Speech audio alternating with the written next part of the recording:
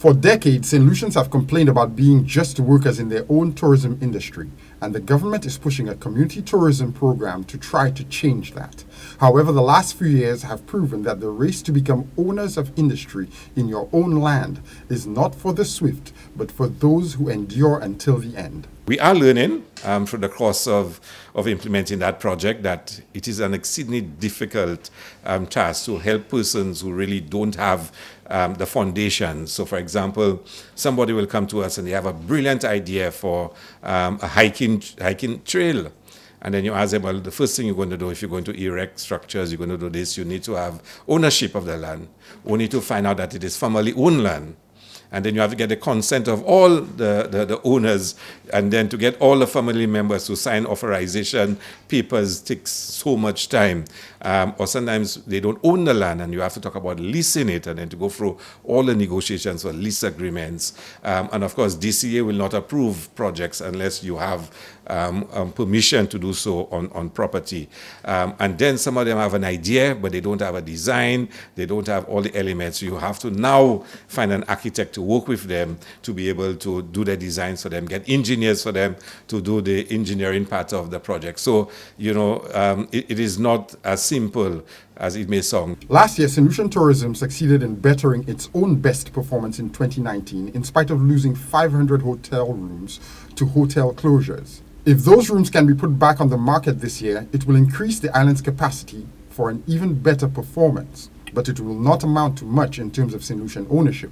And so the tourism industry is pushing the community tourism initiative with money, training, and help to get people through a sometimes unhelpful system. With the CTA, the monies that are made available by government is up to 2/3 loan and up to 1/3 grant. So Saint Lucian, who does not have access to the normal commercial space to finance their projects, either because they don't have security, either because interest rates are too high, they can go to the CTA and, of course, to be able to get financing for their projects. Even with somewhat preferential financing mechanisms, there are obstacles to overcome, however. A project under the CTA for somebody who is not an established business person, who doesn't have all the elements in place, is proving to take almost 2 years even to get it started.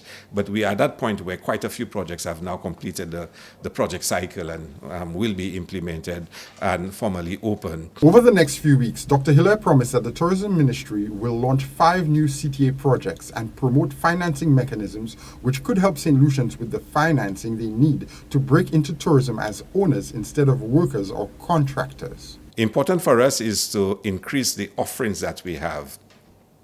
We've always held a position that for us, the important thing is not just numbers, but it's really not quantity, but the quality of, the experience that we offer and how Saint Lucians are benefiting more and more from the industry. We've held the view, and we've been persistent in our view, that we want more Saint Lucians to participate in the industry and more Saint Lucians to start owning the industry.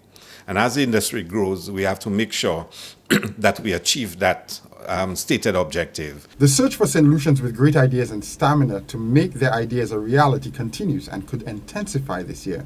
The support from the government is already here. The only question is whether the Saint Lucians with a dream of succeeding as tourism owners have the persistence to keep walking the long, narrow road to success. For Choice News Now, I'm Jason Seaflay.